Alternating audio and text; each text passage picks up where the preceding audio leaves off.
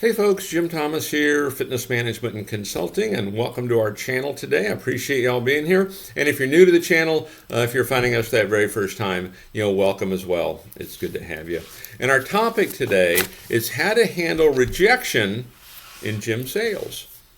How to handle rejection in gym sales. Now, before we get into our topic today, just a quick reminder, my focus, my mission here in the channel is I want to be able to provide as much information as I can to as many people as I can, across the globe. And the best way I can do that is when you choose to subscribe to the channel. So if you've not yet done so, please take a moment, hit that subscribe button. We appreciate it. And then to learn more about me, learn more about my company, and how we can help take your business that next level, be sure to check out those links below. And then as a quick reminder for you folks who are looking to open a new gym and you need funding, you're looking to acquire a gym, you need funding, you're an existing gym operator, you need funding, we can help provide funding from between $50,000 and $400,000 that is unsecured. There's no restrictions on use. And the basic qualification for that program, it's a 680 credit score or better in all three credit bureaus, Equifax, Experian, and TransUnion, and then a minimum income of $50,000 per year each of the two previous years. You can check the links below under financing and funding for more information on that particular program and additional options that we have to help you grow and develop your business. And so with that said, let's jump into our topic here today, and it's how to handle rejection in gym sales. And I know a lot of folks go through this, particularly if you're new, or maybe you kind of got thrown into the position, okay? And rejection can be on the phone, it can be in person, it can be a lot of ways that you can experience. And I want to give you some things to think about that maybe can help, okay? And so I have four thoughts for you on how to handle rejection. And so number one, learn to expect some rejection. Learn to expect it. And I tell you how I look at this and actually how I train this, okay? Let's just say you could be a club, an individual person, but let's just say you want to sign up 50 new people in a month, okay? And one of the big mistakes is we go looking for these 50 people that want to join, okay? They want to become customers.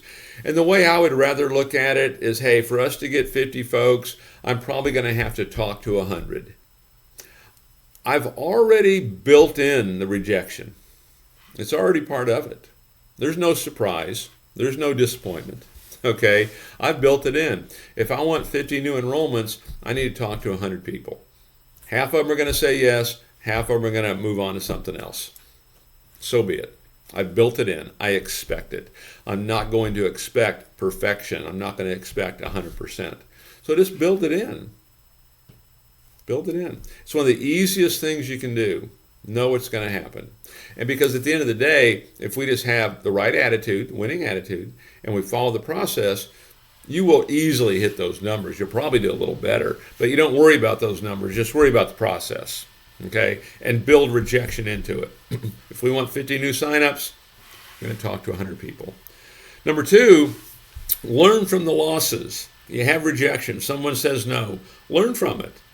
When you get done with that particular moment, analyze it. What worked well? What didn't?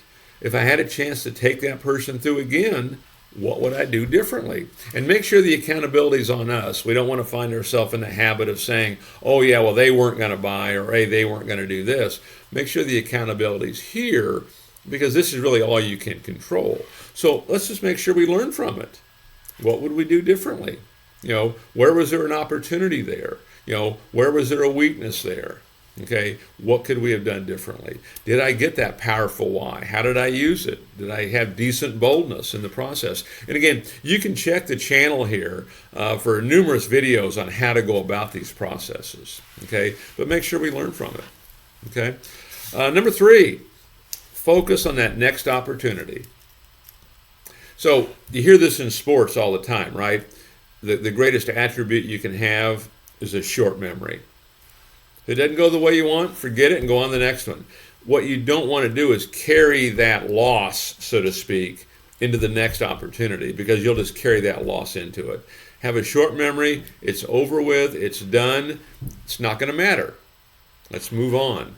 Now, that might be easier said than done in some cases, but be mindful of it and kind of keep it on the so-called to-do list of things that you're working on. So be focusing on that next opportunity. And then last on my list for you folks that are trying to really address this is reduce your sales rejection. How do I reduce it? And so one of the things you can do is, now hopefully I'm not going to get into the sales process here. You can check the channel for other information and videos on the proper sales process, but make sure that you're utilizing a needs analysis, with your prospect, so you really understand what their goals are and why those goals are important. Because one of the best ways that you can reduce your sales rejection is when value exceeds price, people will buy. So make sure we understand their goals, we understand what they're looking to accomplish, but make sure we also understand why that is important. That's more that emotional reason that they want to do this, because they've probably been thinking about this for a while. They're this close to finally doing something.